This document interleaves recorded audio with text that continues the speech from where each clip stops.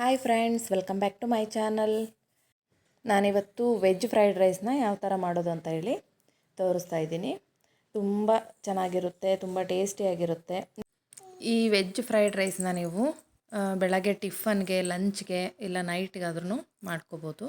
ನೋಡಿ, ಇಷ್ಟು ವೆಜಿಟೇಬಲ್ಸ್ ಹಾಕ್ಕೊಂಡಿದ್ದೀನಿ ನಾನು. ಇವಾಗ ವಿಡಿಯೋ ನೋಡೋಣ ಯಾವ ಥರ ಮಾಡೋದು ಅಂತ.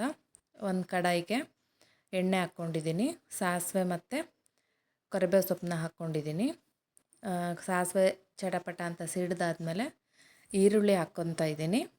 ಈರುಳ್ಳಿ ಒಂದು 2 ಮೀಡಿಯಮ್ ಸೈಜ್ದು ಈರುಳ್ಳಿ ಕಟ್ ಮಾಡಿ ಹಾಕ್ಕೊಂಡಿದ್ದೀನಿ.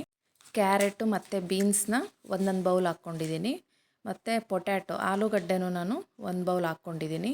ಇದ್ರ ಜೊತೆ ನೀವು ಹಸಿ ಬಟಾಣಿ ಮತ್ತು ಕ್ಯಾಪ್ಸಿಕಮ್ಮು, ಕ್ಯಾಬೇಜು ಎಲ್ಲ ತರಕಾರಿನೂ ಸೇರಿಸ್ಕೋಬೋದು. ಜಾಸ್ತಿ ತರಕಾರಿ ಇಲ್ಲ ಅಂದ್ರೂ ಕಮ್ಮಿ ತರಕಾರಿಲೂ ಮಾಡಿದ್ರೂ ಚೆನ್ನಾಗಿರುತ್ತೆ. ಬೀಟ್ರೋಟ್ ಬಿಟ್ಟು ಬೇರೆ ಎಲ್ಲ ತರಕಾರಿನೂ ಸೇರಿಸ್ಕೋಬೋದು. ಮಶ್ರೂಮ್ ಇದ್ದರೆ ಮಶ್ರೂಮು ಮತ್ತು ಹೂಕೋಸು ಎಲ್ಲನೂ ಹಾಕ್ಕೋಬೋದು. ಇವಾಗೆಲ್ಲ ತರಕಾರಿನೂ ಹಾಕಿದ್ದೀನಿ.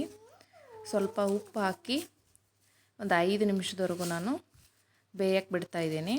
ಎಣ್ಣೆಲ್ಲೇ ಫ್ರೈ ಆಗಬೇಕು. ಗ್ಯಾಸ್ನ ಮೀಡಿಯಮ್ ಫ್ಲೇಮಲ್ಲಿಟ್ಟು ನಾನು ಕ್ಯಾಪ್ ಮುಚ್ತೀನಿ. ಅಷ್ಟರಲ್ಲಿ ಫ್ರೈಡ್ ರೈಸ್ಗೆ ಸ್ವಲ್ಪ ಮಸಾಲೆ ರುಬ್ಕೋಬೇಕು, ಅದನ್ನು ತೋರಿಸ್ತಾ ಇದ್ದೀನಿ. ನೋಡಿ, 1 ಮೀಡಿಯಮ್ ಸೈಜ್ ಟೊಮೆಟೊ ಹಾಕ್ಕೊಂಡಿದ್ದೀನಿ. ಪುದೀನ ಸೊಪ್ಪು ಸ್ವಲ್ಪ ಹಾಕ್ಕೊಂಡಿದ್ದೀನಿ, ಇದು ಆಪ್ಷನಲ್ಲು, ಫ್ಲೇವರ್ ಬೇಕು ಅಂದರೆ ನೀವು ಹಾಕ್ಕೋಬೋದು.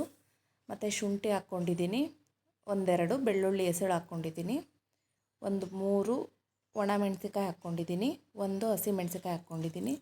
ನೀವಿಲ್ಲಿ ಹಸಿಮೆಣಸಿಕಾಯಿ ಬೇಕಾದರೆ ಸ್ಕಿಪ್ ಮಾಡ್ಕೋಬೋದು. ಹಸಿಮೆಣಸಿಕಾಯಿ ಮತ್ತು ಒಣಮೆಣಸಿಕಾಯಿ ಎರಡೂ ಹಾಕೋಕ್ಕಾಗಲ್ಲ ಅನ್ನೋರು ಯಾವುದಾದ್ರೂ ಒಂದನ್ನು ಹಾಕ್ಕೊಂಡು ಖಾರ ಎಷ್ಟು ಬೇಕೋ ನೋಡ್ಕೊಂಡು ಹಾಕ್ಕೊಂಡು ರುಬ್ಕೊಳ್ಳಿ.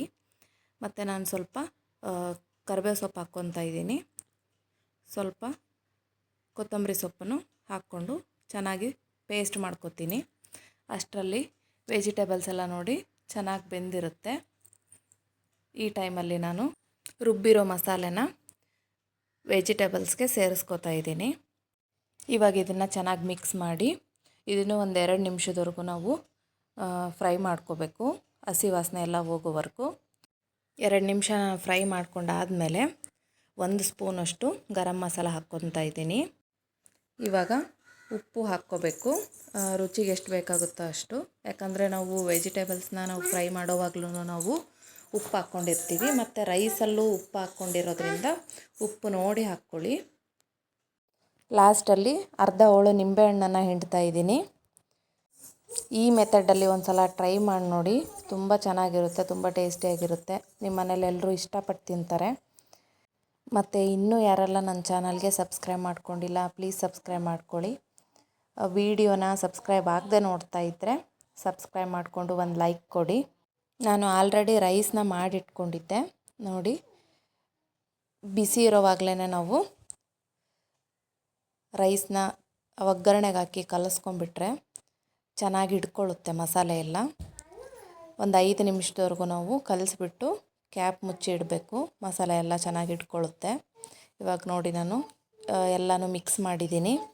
ಇದು ಮಿಕ್ಸ್ ಆದಮೇಲೆ ನಾನೇನು ಮಾಡಿದೆ ಅಂದರೆ 1-2 ಸ್ಪೂನಷ್ಟು ತುಪ್ಪ ಹಾಕ್ಕೊಂಡು ಗೋಡಂಬಿ ದ್ರಾಕ್ಷಿನ ಫ್ರೈ ಮಾಡಿಕೊಂಡು ಮೇಲೆ ರೈಸ್ ಮೇಲೆ ಹಾಕ್ಕೊಂಡಿದ್ದೀನಿ.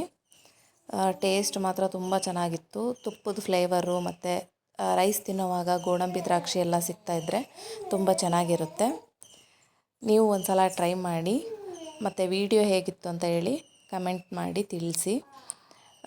ಈ ವಿಡಿಯೋ ಎಲ್ರಿಗೂ ಇಷ್ಟ ಆಯಿತು ಅಂದ್ಕೊತೀನಿ. ಹೀಗೆ ಸಪೋರ್ಟ್ ಮಾಡ್ತಾಯಿರಿ. ಇನ್ನೂ ಯಾರೆಲ್ಲ ನನ್ನ ಚಾನಲ್ಗೆ ಸಬ್ಸ್ಕ್ರೈಬ್ ಮಾಡ್ಕೊಂಡಿಲ್ಲ, ಪ್ಲೀಸ್ ಸಬ್ಸ್ಕ್ರೈಬ್ ಮಾಡ್ಕೊಳ್ಳಿ. Thanks for watching.